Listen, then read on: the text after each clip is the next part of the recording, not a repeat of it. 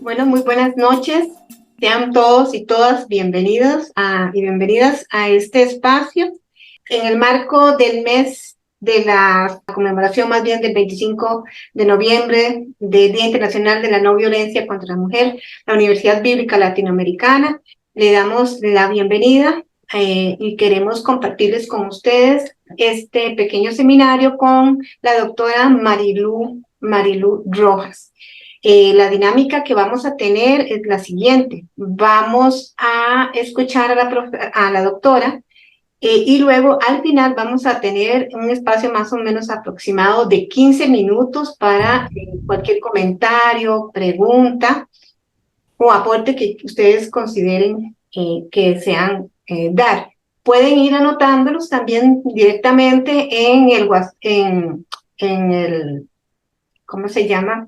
El chat. En el chat, gracias, en el chat del Zoom o bien en el de Facebook Live. También le damos la bienvenida a todos aquellos que nos están y aquellas que nos están acompañando en Facebook. Así que siéntanse incómodos y vamos a disfrutar de este espacio. Seguidamente, entonces, pasaré a presentarles a nuestra invitada. La profesora Marilú Rojas nació en Orizaba, Veracruz, México. Es doctora en Teología Sistemática por la Universidad Católica de Lovaina, Bélgica, teóloga feminista y profesora de asignatura en el doctorado de Estudios Críticos de Género en la Universidad Iberoamericana de la Ciudad de México y de la maestría en Teología y Mundo Contemporáneo del Departamento de Ciencias Religiosas. Pertenece a TIMEFEM, que es Teólogas e Investigadoras Feministas de México. Es además directora de la revista Sofías, revista de reflexión interdisciplinaria de teología feminista en México. También ella es miembro fundador de la Academia de Teología en México de la UPN. Es integrante de la línea de investigación de teología, hermenéutica y praxis de la experiencia religiosa del Departamento de Ciencias Religiosas y además profesora invitada de la Universidad La Salle. Ha sido miembro de la DARE y pertenece al Council for World Mission y ha realizado estancias de investigación postdoctoral en los Países Bajos, en la Universidad Libre de Ámsterdam y en la Universidad Cook del Brasil. Así que le damos la bienvenida a la doctora y todo el espacio es suyo y estamos atentos. Gracias. Muchísimas gracias. Buenas tardes a todos, a todas y a todes por la invitación, especialmente a la Universidad Bíblica Latinoamericana, a todas las compañeras allá en Costa Rica. Me gustaría saber si me escucho bien, porque tengo a veces un problema de audio. Sí, se le escucha muy bien. Muchas gracias. Entonces perdón, les voy a pedir por favor que cierren sus micrófonos para que no escuchemos conversaciones ajenas. Entonces, me gustaría dividir mi tiempo en dos partes. La primera parte voy a hablar propiamente de el espacio de la calle como un lugar político y como un lugar público, como un lugar político y público de resistencia para las mujeres. Y luego hablaré un poco de cómo descolonizamos la calle. Voy a tomar un texto como base, como referencia bibliográfica, que ustedes después pueden consultar, que es el texto de Políticas de la Calle de Judith Butler. Y también quiero decir que tomaré algunas referencias de una tesis de investigación, que ya es una tesis doctoral, de algunas de mis alumnas que han trabajado el espacio de la calle como lugar político. Así que bueno, entonces nuevamente agradezco la invitación y estoy compartiendo una presentación aquí para comenzar a hablar justamente del espacio político de la calle. Y también decirles que es muy importante que ubique yo desde dónde hablo. Recuerden que yo vivo en México, en uno de los países latinoamericanos donde es cada vez más peligroso ser mujer. De un lugar donde la calle es peligrosa para las mujeres. Desde un lugar donde no solamente la calle, sino el espacio doméstico también es peligroso para las mujeres. Recordemos que los hombres que nos deberían amar son los que nos están asesinando. También quiero decir que pertenezco a una iglesia, como es la católico romana, donde existe una tradición profundamente patriarcal. Ese es el lugar desde donde hago mi enunciación teológica. Y por eso coloco el concepto de vulnerabilidad corporal. Entonces, sabemos que las mujeres hemos sido vulneradas corporalmente en los espacios públicos. Y por eso es que la movilización del cuerpo es una práctica de resistencia.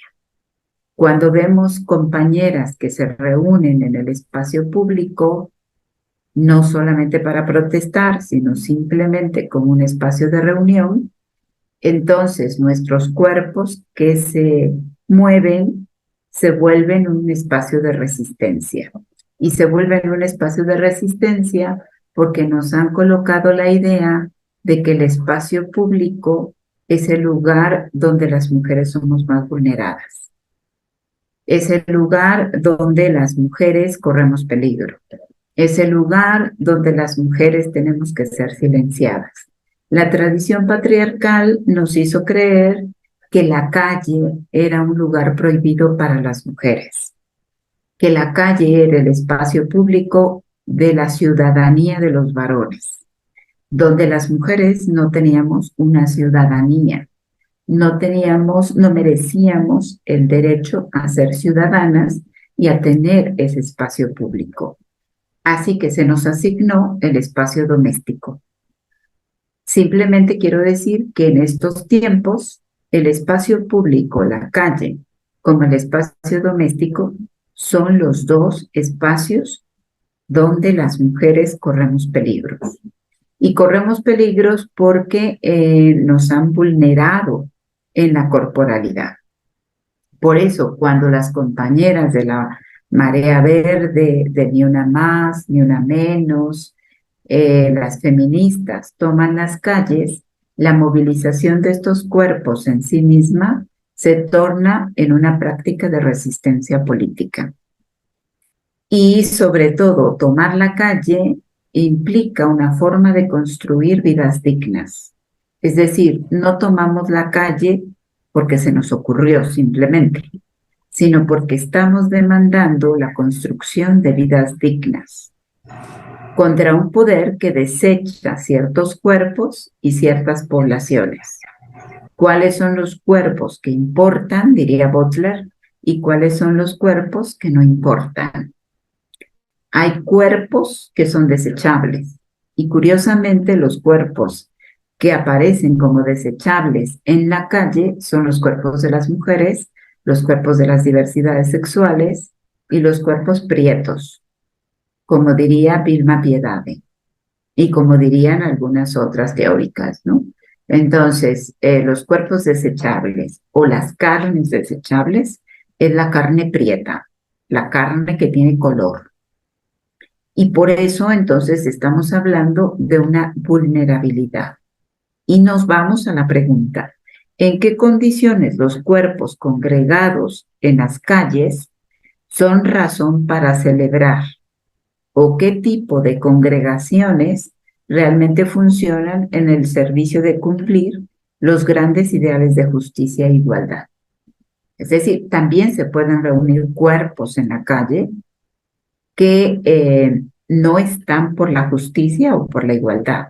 No toda reunión de cuerpos es un acto subversivo, ni es una práctica de resistencia política. Hay cuerpos también, por ejemplo, pensemos en los cuerpos policíacos, en los cuerpos militares. Estos cuerpos militares no están para proteger a la ciudadanía, para mantener la justicia y la igualdad. Al contrario, estos otros cuerpos han sido colocados para vulnerar los cuerpos de las mujeres, los cuerpos de las diversidades sexuales y los cuerpos de aquellas personas que demandan justicia y equidad. Entonces, no todo cuerpo que está en la calle ejerce una función de práctica de resistencia.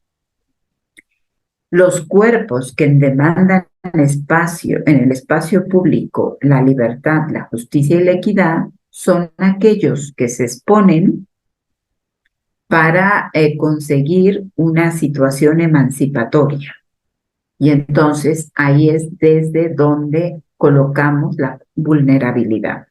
Es decir, las mujeres cuando salimos a la calle a protestar, cuando ejercemos una práctica de resistencia pública, estamos colocando el cuerpo, estamos colocando la vulnerabilidad, porque sabemos que si llega la policía, los militares, y nos cooptan en nuestra corporalidad, pues no nos van a pedir de buena manera que desalojemos la calle, sino que nuestros cuerpos serán cooptados y posiblemente corren el riesgo de ser violados o violentados por la milicia, por la policía o por los grupos de choque. Entonces, las mujeres, cuando estamos defendiendo nuestros derechos y nuestra política de justicia y dignidad, estamos colocando el cuerpo. Y en ese sentido es que de esa manera descolonizamos la calle, porque la apropiamos ante un sistema patriarcal que nos dijo que las mujeres en la calle eran mal vistas. Cuando se nos dijo que las mujeres de la calle o que tomaban la calle éramos consideradas prostitutas. Antiguamente se pensaba eso, ¿no? La calle es para los hombres. Los hombres son políticos, las mujeres no. Y este es un elemento muy interesante que me gustaría destacar. Ciertamente, descolonizar el espacio de la calle implica también pensar para quiénes está hecho, cómo las arquitecturas de la calle están construidas no precisamente para la libertad y para la autonomía. Las calles muchas veces están remarcadas para vulnerar. Entonces, esto para tenerlo como un primer acercamiento y tenerlo en cuenta. Voy a avanzar en mi presentación y entonces vamos a ver que en la política de la calle no es entonces un lugar que podamos dar por sentado para ciertos tipos de congregaciones públicas. Es también un bien por el cual lucha la gente. Se convierte la calle en una necesidad infraestructural, dice Butler, que constituye una de las demandas de ciertas formas de movilización popular. Entonces, la calle no es un espacio público para todas las personas, para toda la gente. Cuando hablamos de libertad y de garantías individuales, pensamos si realmente, y yo les preguntaría aquí a las compañeras mujeres, si realmente ustedes se han sentido libres, seguras y ciudadanas cuando están en la calle. Y sabemos que no, ¿verdad? Y entonces creamos los botones de pánico y creamos las rutas seguras y creamos los silbatos de protección y nos crean espacios especiales a las mujeres como si fuéramos personas con discapacidad y entonces en el transporte público nos separan, por lo menos aquí en México así es, ¿no? El metro es un espacio donde se divide 6 vagones para los hombres y 4 para las mujeres, los niños, los ancianos y las personas con discapacidad. No. Entonces, ¿qué se coloca en la calle? La incapacidad de convivir entre todas las personas. ¿verdad? La incapacidad de un sistema patriarcal que se ha adueñado del espacio público, de la calle, para colocar ese espacio como un lugar de amedrantamiento político, donde las mujeres pareciera que no tendríamos que tomar parte. Cuando hablamos de la calle, no solamente hablamos de cuerpos humanos, también en la calle hay otros espacios, hay otras especies, ¿no? Y entonces viene la pregunta, ¿y podemos hablar de cuerpos sin hablar de los entornos, las máquinas, los sistemas sociales de interdependencia que existen, las estructuras, el transporte,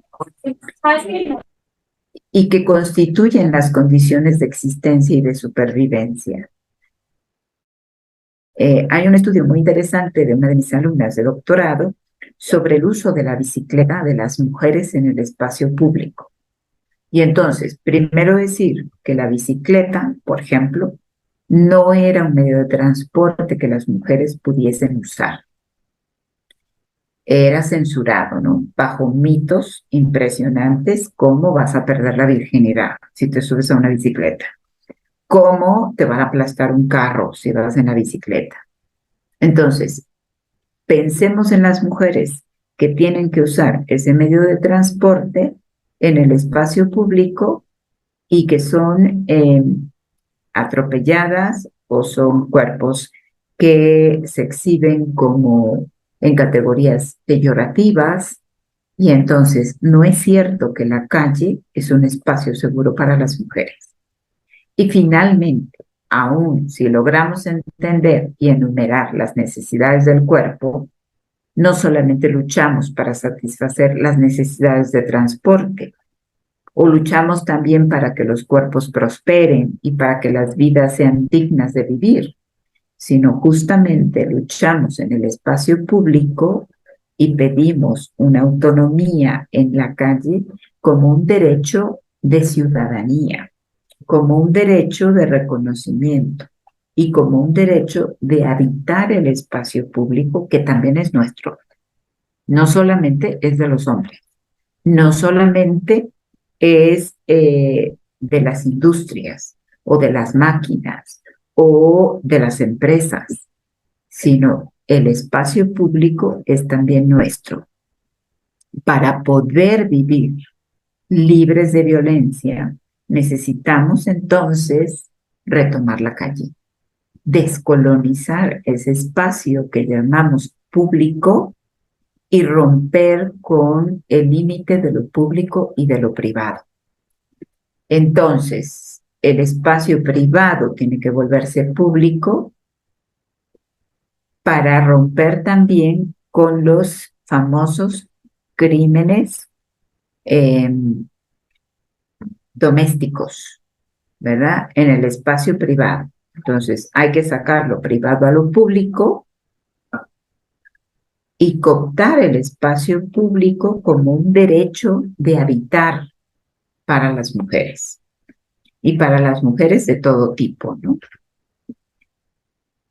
Donna Haraway, que es una teórica muy interesante norteamericana, cuando pide que pensemos en las relacionalidades complejas que constituyen la vida corporal, y cuando sugiere que no necesitamos más formas ideales de lo humano, sino maneras más complejas de entender ese conjunto de relaciones sin las cuales ni siquiera existiríamos, evoca el cyborg como una metáfora de lo híbrido.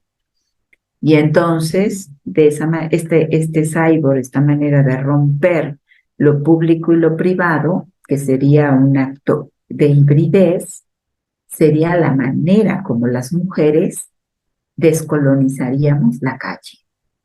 Entonces, la calle se vuelve un espacio político porque es un espacio de bien común. Se vuelve un espacio político cuando se torna en un lugar seguro para las mujeres y para los cuerpos de estas. Porque es en la calle justamente donde se desechan los cuerpos.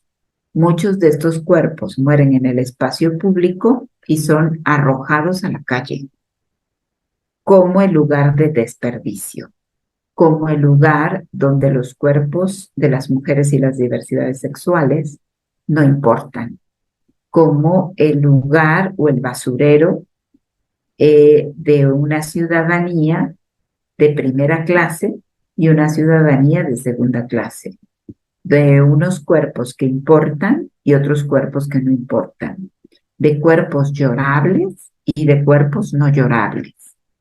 Entonces, Haraway coloca la metáfora de lo híbrido para descolonizar este asunto de lo público y de lo privado.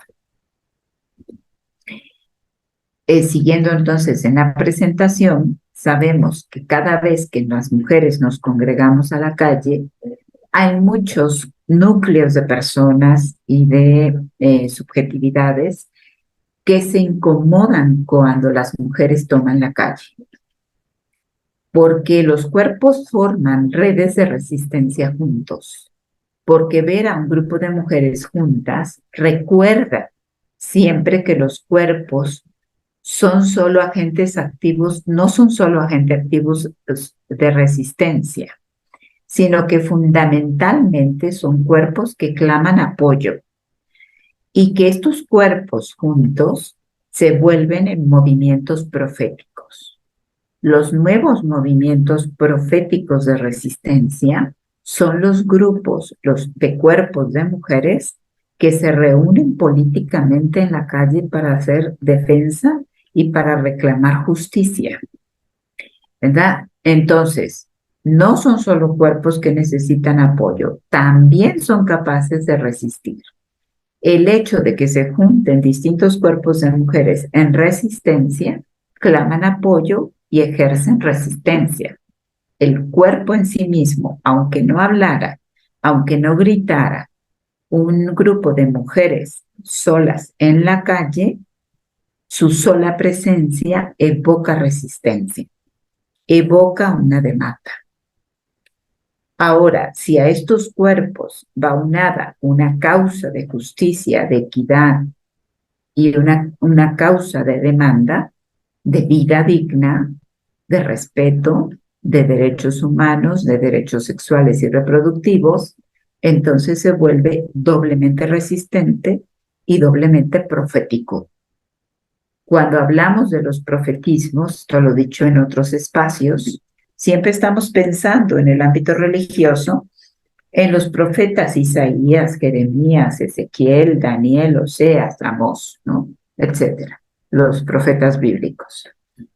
Pero no pensamos que el profetismo no se ha extinguido, que hay un resurgimiento de un nuevo profetismo que ya no es un profetismo único, es decir, no es un profetismo de Isaías o de Jeremías o de Elías y Eliseo, sino que el profetismo ahora es corporal y son los cuerpos de hombres y de mujeres y de personas sexualmente diversas y de migrantes y de todas las diversidades de corporalidades que demandan justicia. Pero abocándonos a los movimientos de mujeres que se han suscitado en estos últimos 10 años a lo largo y ancho de todo el continente, diríamos que estamos ante la emergencia de un profetismo callejero, de un profetismo feminista callejero que está descolonizando el espacio público de los sistemas patriarcales, como son el Estado, como son las instituciones religiosas y como son las políticas públicas. Así que los cuerpos de mujeres que hoy se manifiestan en la calle son los nuevos movimientos proféticos que ha suscitado Dios, la divinidad, con la influencia del espíritu. Pero no es cualquier espíritu, es un espíritu de resistencia. El profetismo feminista que hoy estamos viviendo tiene como características la resistencia, la demanda pública, el reconocimiento de los derechos sexuales y reproductivos, los reconocimientos laborales, entre otros. Así que los cuerpos se congregan, precisamente para demostrar que son eso, que son cuerpos y que no son cuerpos desechables, que no son cualquier tipo de cuerpos, ¿no? Estos cuerpos que se congregan para que quede políticamente claro lo que significa persistir como cuerpo en este mundo y qué requerimientos deben ser cumplidos para que los cuerpos sobrevivan y qué condiciones hacen que una vida corporal, la única que tenemos, sea finalmente digna de ser vivida. Para las mujeres, los cuerpos de mujeres que nos congregamos, es justamente la demanda. La demanda es una vida digna de ser vivida, no cualquier vida, no una medio vida, no sobrevivir, sino una vida en plenitud, una vida digna en todo el sentido de la palabra. Y aquí quiero hablar de cuerpos diversos, ¿no? O sea, no son los cuerpos esculturales que aparecen en los comerciales, en los estereotipos de belleza, ¿no? Son cuerpos abyectos o cuerpos vulnerados, como decía, y son los cuerpos gordos, y son los cuerpos prietos, y son los cuerpos con discapacidad, y son los cuerpos de la pobreza, y son los cuerpos enfermos, y son todos estos cuerpos que la sociedad no toma en cuenta, ¿no? Y son los cuerpos diversos, cuyas sexualidades, trans, queer, bisexuales, intersexuales, asexuales, se están visibilizando en un espacio público y que están cobrando un sentido de ciudadanía. Entonces, ¿verdad? Vamos avanzando un poquito en la reflexión, perdón. No es exclusivamente o principalmente como sujetos con derechos abstractos que salimos a las calles. No somos entes abstractos. Salimos a las calles porque necesitamos caminar la calle y movernos allí para descolonizar la calle, para quitar la calle a aquellos que se han adueñado del espacio público y nos han amedrentado y han convertido la calle como un lugar de terror, como un lugar prohibido, prohibitivo para las mujeres y para las diversidades sexuales. Necesitamos entonces que las calles sean estructuradas para que aunque estemos en silla de ruedas, por ejemplo, nos podamos mover y podamos atravesar ese espacio sin obstáculos, sin acoso, sin detención administrativa porque estamos tomando el espacio, sin miedo a ser lesionado o a morir, a ser lesionada o a morir, o a ser violada o a ser asesinada. Si estamos en las calles es porque somos cuerpos que necesitamos un apoyo infraestructural para continuar nuestra existencia y para vivir vidas que importan. ¿Que importan a quién? Que le tienen que importar al Estado, que le tienen que importar a la policía, que le tienen que importar a la nación, pero que también le tienen que importar a las religiones, a los pastores, a los líderes religiosos. La movilidad, entonces, es en sí un derecho del cuerpo que nadie nos puede quitar, pero es también una condición previa para el ejercicio de otros derechos, incluyendo la posibilidad de congregarnos, incluyendo la posibilidad de hacer política, ¿verdad? Porque fíjense que el término política ha sido también un término prohibido para las mujeres. Así como es prohibido el poder, también es prohibido lo político. Así que las mujeres tenemos entonces ahora la demanda de recuperar la calle como un espacio no solamente público, sino un espacio político, como un espacio social donde establecemos relaciones y sobre todo donde establecemos alianzas. Las mujeres estamos haciendo alianzas y necesitamos crear alianzas para descolonizar la calle. Alianzas entre otras mujeres, alianzas con las diversidades sexuales, alianzas con las personas migrantes, alianzas con los cuerpos prietos, alianzas con los cuerpos racializados, alianzas con los cuerpos con discapacidad. Y ahí entramos en lo que se ha llamado la teoría CRIB, ¿no? Que trabaja todos estos cuerpos con discapacidad. Entonces, así no es solamente que estamos ahí en la calle como unas mujeres sueltas, sino como un derecho a movernos. Y el derecho a movernos implica también un posicionamiento político y una crítica a los sistemas patriarcales que nos negaron el espacio público.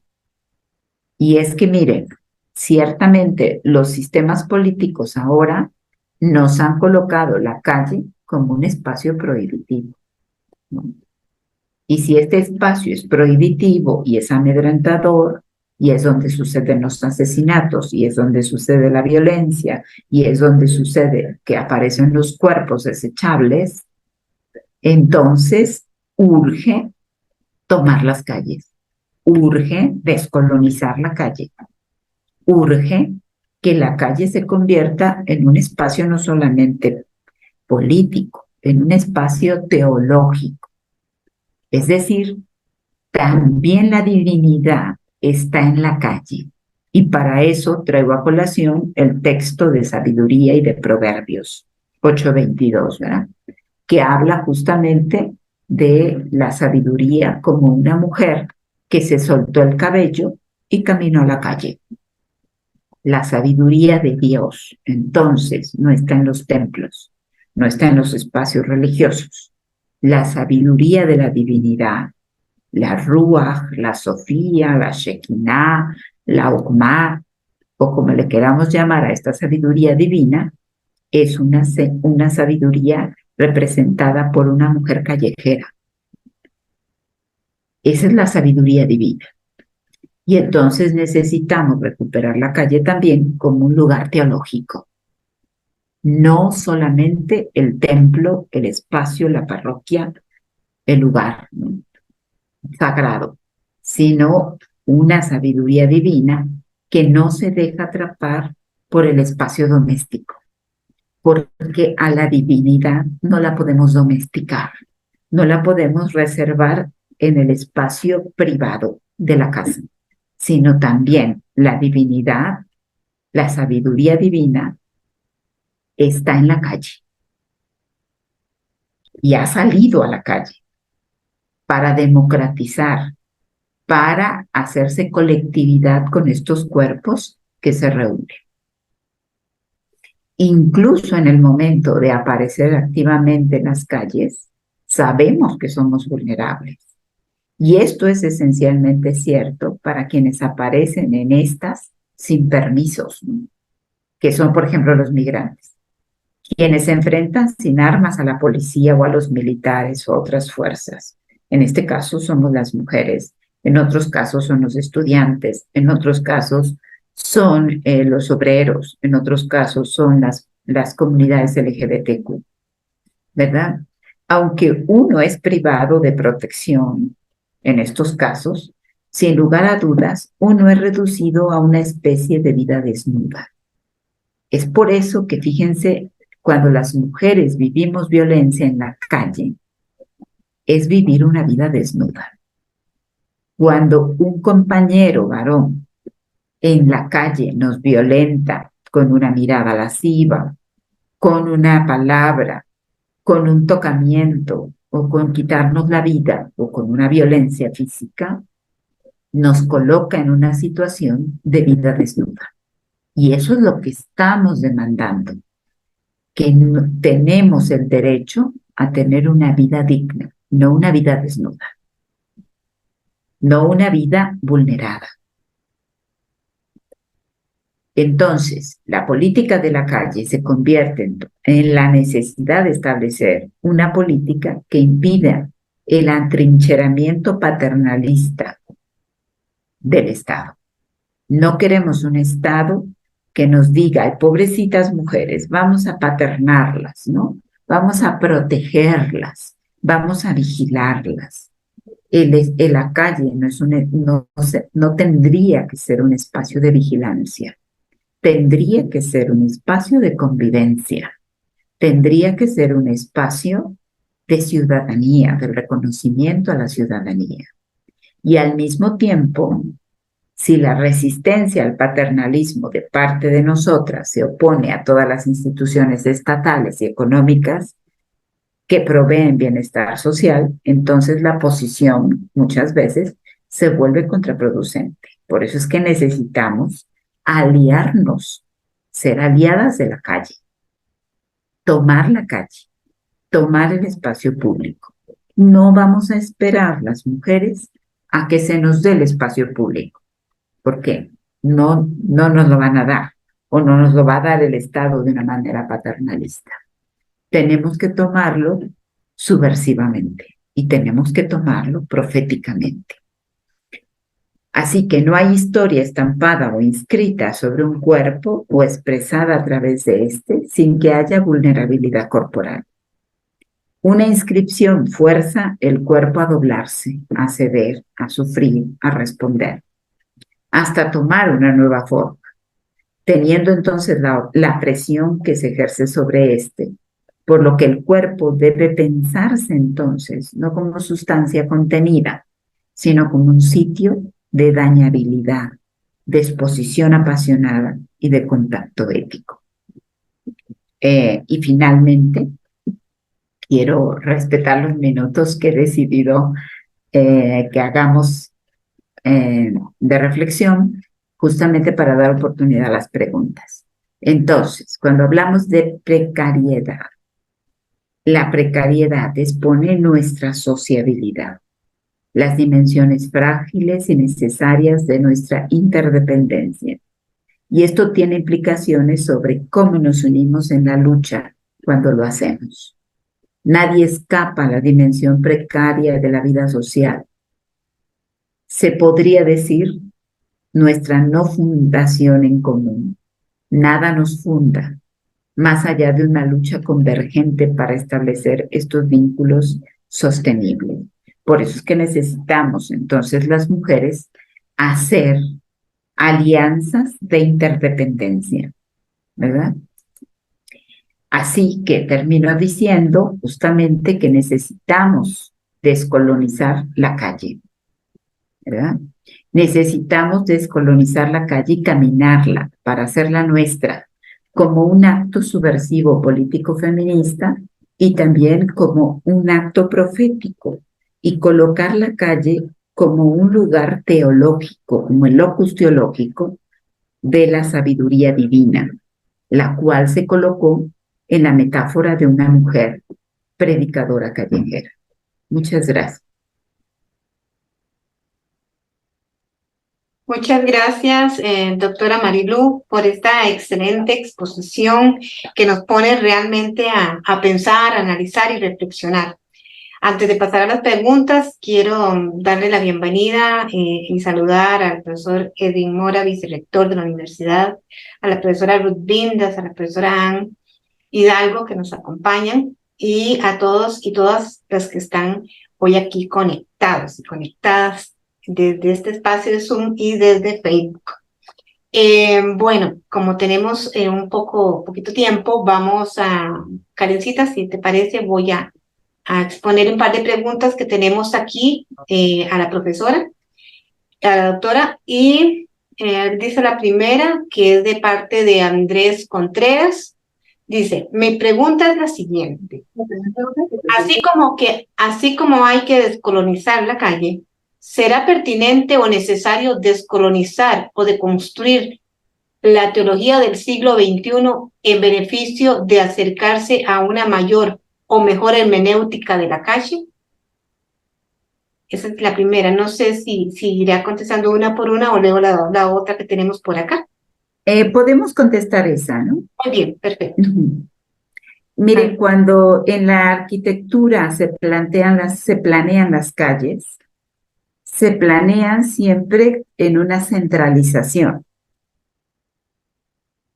cosa que esto no es inocente.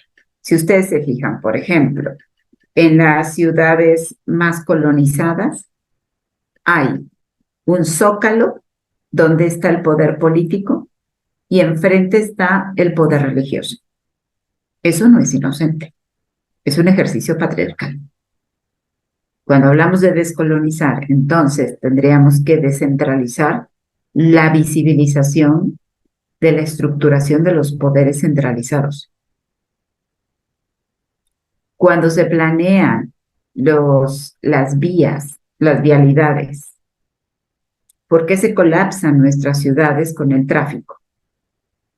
Porque hay un modelo colonial, capitalista, neoliberal, que está pensado justamente para eso, para el desgaste de las personas en el trayecto a su trabajo. Cuando tú llegas al trabajo, estás exhausto. No sé en otros países, pero en México, cuando llegamos al trabajo, lo menos que queremos es trabajar, porque son 2 horas de tránsito. Y eso está pensado por el capitalismo neoliberal. Tiene un objetivo, el desgaste, la lógica del desgaste. Entonces, si tenemos que pensar en despatriarcalizar, tenemos que pensar también en descolonizar, porque descolonizar implica despatriarcalizar los espacios. Si la gente llega cansada al trabajo, no tiene ganas de pensar.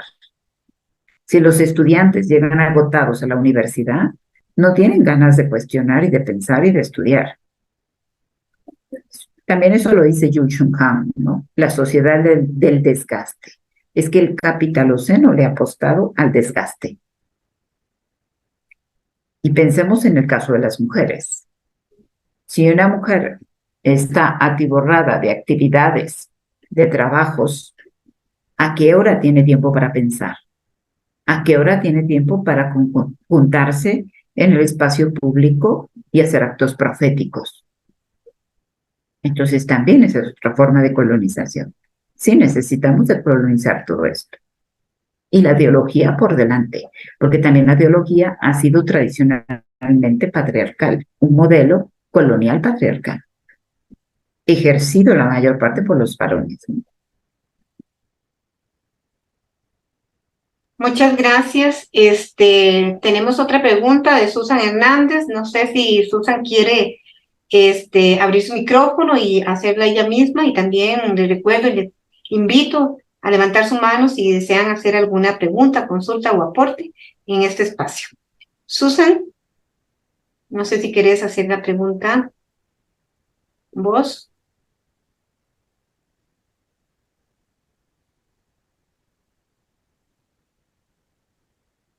Bueno, parece que.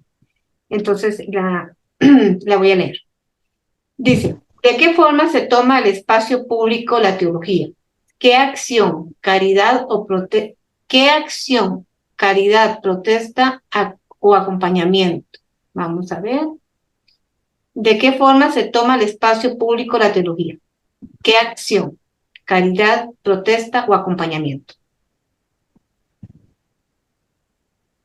Bueno, yo diría que tenemos que dejar los templos, ¿no?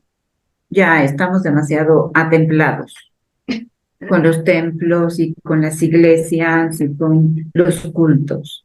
Entonces, ¿por qué no sacar los cultos a la calle como un acto de solidaridad con las marchas, con los mítines, con las causas que demandan justicia y equidad? ¿Verdad? ¿Por qué tenemos que seguir haciendo una especie de consumo religioso? O nuevamente la centralización del espacio, ¿no? A lo privado. ¿Y por qué no estamos las iglesias presentes en el movimiento Ni Una Más, Ni Una Menos, la Marea Verde? ¿Por qué no estamos allí? ¿Por qué si están las iglesias en Con Mis Hijos No Te Metas? ¿Por qué si están las iglesias con los fundamentalismos religiosos? ¿Por qué si están las iglesias para señalar cómo las mujeres tienen que vestir en el espacio público? ¿Por qué si están ahí y no están para defender los derechos? Y no están para adquirir ciudadanía. Y no están cuando las mujeres son violadas o asesinadas? ¿Dónde está tu hermana? Que era la pregunta que le hacían a Caín. ¿Dónde está tu hermana? ¿Dónde está tu hermana?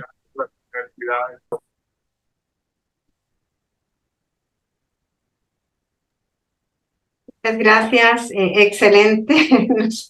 Ah, Mía, Marcela, sí, Marcela ya había le voy levantado ya le la voy a mano. decir. Ujú. Bueno, Marcela Miranda dice que desea hacer una preguntita. Marcela. Una preguntita, sí, por favor. Marilu, ¿cómo estás? Hola, ¿qué tal, querida? Me gustaría saber si usted tiene algún proyecto mundial con otros países acerca de este tema. Aquí en Brasil sufrimos con el mismo. No tenemos apoyo, no tenemos con quién hablar. Y me interesó mucho este tema, este abordaje, ¿no? Con otras mujeres para que puedan hablar más, desarrollar consigo mismas acerca de este tema y no sé dónde procurar, dónde saber más. ¿Usted tiene algún proyecto? Como proyecto no, de suyo cuando me lo han pedido he tenido que preparar, ¿no? Pero sí acompaño, por ejemplo, a un grupo de mujeres en la ciudad de Morelos, que es muy cerca de la Ciudad de México, que ellas a su vez hacen acompañamiento a mujeres que están haciendo demandas en el espacio público. Indígenas, mujeres que han perdido el agua, por ejemplo, que les han quitado el agua y que están poniendo el cuerpo en protestas para la defensa del agua, la defensa del territorio, en contra de la extracción minera, por ejemplo. En México hay un colectivo muy interesante de compañeras trans, que son las que más están defendiendo el territorio en contra de la extracción minera. Y luego, si tú quieres, podemos tener ahí, te puedo poner en contacto con estos grupos, ¿no? Un poco lo que se está pensando en torno a descolonizar la calle. Perfecto, gracias. Gracias, Marcela. Gracias, doctora. Karen, no sé si hay alguna pregunta desde Facebook. Bueno, en este momento no tenemos preguntas, pero tenemos saludos desde diferentes lugares. De Giselle Zamora, que dice muy buenas tardes, saludos a la profesora Marilu y gracias a la UVL por este espacio. María Moya, igual agradece por el espacio. Luego tenemos a Claudia Meléndez desde Guatemala y nos saluda a todos y todas. Y Lilian Vega Ortiz dice, es un gusto escuchar a la doctora Marilu Rojas, enhorabuena. Gracias a la universidad por este abordaje. Les saludo desde Guatemala también. Y Sandra Bermúdez, Oscar Adrián Vega nos saluda desde aquí, Costa Rica. Tenemos esos saludos hasta el momento. Gracias, Mía. Muy bien. No sé si alguien más quiere hacer una pregunta, profesora Ruth. Sí, gracias. Gracias, Mía, gracias, doctora Marilu, por su ponencia. Realmente es muy enriquecedora. Me llama la atención muchos de los aspectos que usted menciona.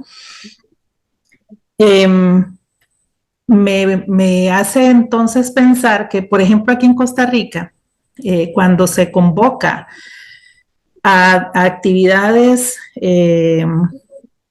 de salir a la calle, las mujeres salir a la calle, por ejemplo, el 8 de mayo, ahora que se aproxima el 25 de noviembre, ¿verdad? Que todo esto es parte de esa preparación para esa marcha del 25 de noviembre. Muchas personas, inclusive mujeres, un alto porcentaje de mujeres consideran que hacer esas marchas es una vagancia. Que son las mujeres o los grupos que participan en este tipo de actividades pues no tiene un sentido, ¿verdad? O sea, se ve desde ahí. Entonces, escuchando su ponencia, yo lo que observo es que debemos aprender a salir a la calle. Entonces, no puede ser algo mecánico, no puede ser algo automático, sino más bien que debe ser algo muy bien pensado y muy bien sentido. Me parece que debemos entonces salir a la calle con una intención y un propósito muy claro, muy definido. Me parece que eso debe ser fundamental. ¿Con qué propósitos, con qué intenciones? Bueno, como lo que usted nos menciona, hacernos ver, recuperar ese espacio que se nos ha quitado porque no era que no lo teníamos, se nos quitó, que es muy diferente, ¿verdad? Necesitamos entonces salir a la calle a reclamar nuestros derechos, a recuperar nuestra identidad como mujeres. Entonces, bueno, y podríamos mencionar otras intenciones y otros propósitos para realizar estas actividades, pero me parece que todavía entonces nos hace falta, necesitamos pensar en estrategias para lograr